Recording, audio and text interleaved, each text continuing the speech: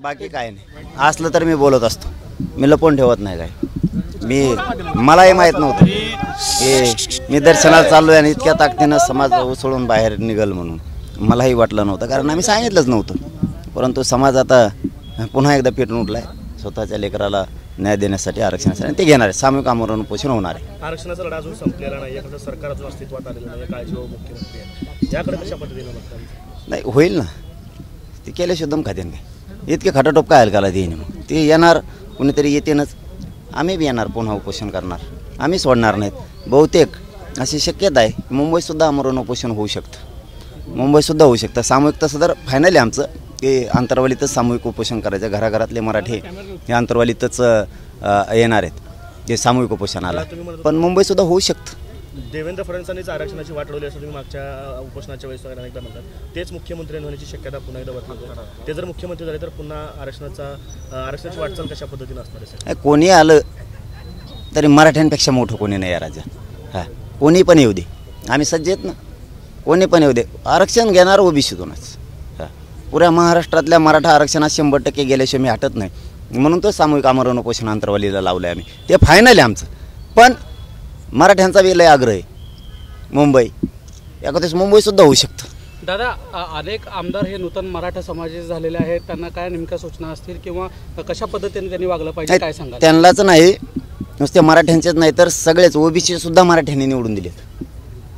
त्यांना सगळ्यांनाच मराठा आरक्षणाचा विषय मांडावा लागणार नसता, रस्त्यावर मराठी फिरून देणार नाहीत. कारण तुमचे लेकरं आता मोठे झाले, तुम्ही आमदार झालात, मंत्री झालात, आमच्या लेकराचं काय किंवा प्रश्न घराघरातला मराठा आता विचारणार आहे, आणि आम्ही सामूहिक उपोषण करायला सज्ज झालो. खरं तर जसं की आपण म्हणत होतो की जर का आम्ही उभा केले असते तर सुपडा साफ झाला असता, मात्र तुम्ही उभा न करता सुद्धा अनेक ठिकाणी सुपडा साफ झाल्याचे चित्र पाहायला मिळाले. विशेषतः सोलापूर जिल्ह्यामध्ये बार्शी, माढा आणि करमाळा या ठिकाणी मोठा फटका एकंदरीत बसलेला पाहायला मिळाला. काय चित्र असू शकतं? नाही, ज्या गोष्टी केल्या नाहीत त्याला छाती बडायची सवय मला नाही. मी आणि माझा समाज मैदानातच नाही, त्यामुळं दोरी पूर्ण मराठ्यांच्या हातात होती. मालक तो होता, त्यालाच ठेवलं. कोणाच्या दावणीला मी मराठा समाजाला बांधलं नाही, कारण त्या समाजाला मी मायबाप हे शब्द वापरतो. मग मी जर खास त्यांचा मुलगा आहे तर मी अशी फरफट त्यांची करू शकत नव्हतो, त्यांना संकटात सोडू शकत नव्हतो. की त्यांना सांगितलं आहे तुम्हाला जे करा ते करा, त्यांनी केलं, मी फरफट केली नाही. माझा ऐकतोय म्हणून मी याचं काम करायला सांगितलंच नाही मराठा समाजाला, मोकळा सोडला मराठा समाज. त्यामुळे कोण पडलं कोण आलं, मी मैदानातच नाही आहे. मग पडलं लगेच म्हणायचं हा मायामुळं, मी त्यात मोडत नाही.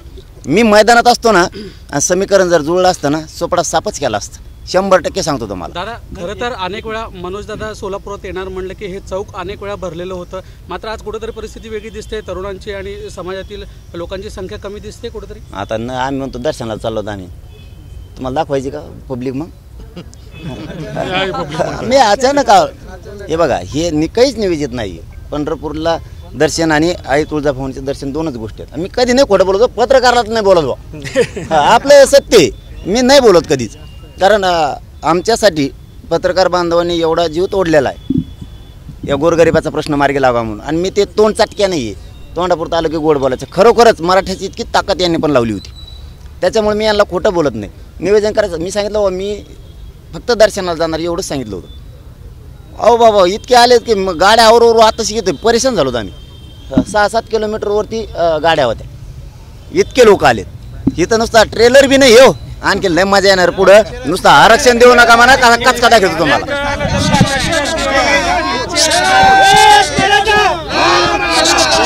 उपोषण आपण आता सामूहिक पद्धतीचं घेणार असं म्हटलं, नक्की काय रूपरेषा असणार आहे? कारण यापूर्वी आपण स्वतः आमरण उपोषण केलं, आता सामूहिक उपोषणाची रूपरेषा काय ठरली? आमरणच, पण घराघरातले मराठी आता अंतरवलीत एका जागेवर बसणार, गावागावात नाही बसणार कुणी. राज्यभरातले मराठी एका जागेवर येणार. मग ते 10 असले तरी बसणार, 1000 असले तरी बसणार, 1,00,000 मराठी बसले तरी बसणार. 100% अंतरवालीत होणार आणि ते ताकदीनं होणार आहे. पण तारीख सरकार झाल्याशिवाय नाही. मग पुढं ढकली देईन पाहिलं सर, ते लय चाबरे येते, ते लगेच पुढं ढकलीत देईन. ते सरकारने बनायचं लवकर, ते म्हणते याला मरू दे आधी उपोषण मग सरकार बनू, तो राष्ट्रपती राजवटलो, लय चाबरे येते. मग त्यांचं सरकार झालं की मी तारीख डिक्लेअर केलीत, पण बहुतेक मुंबईसुद्धा होऊ शकतं आमरण उपोषण. धन्यवाद.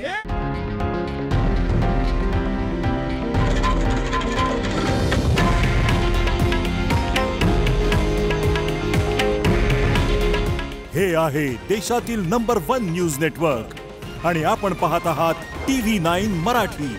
काळजी तुमची, हित महाराष्ट्राचं.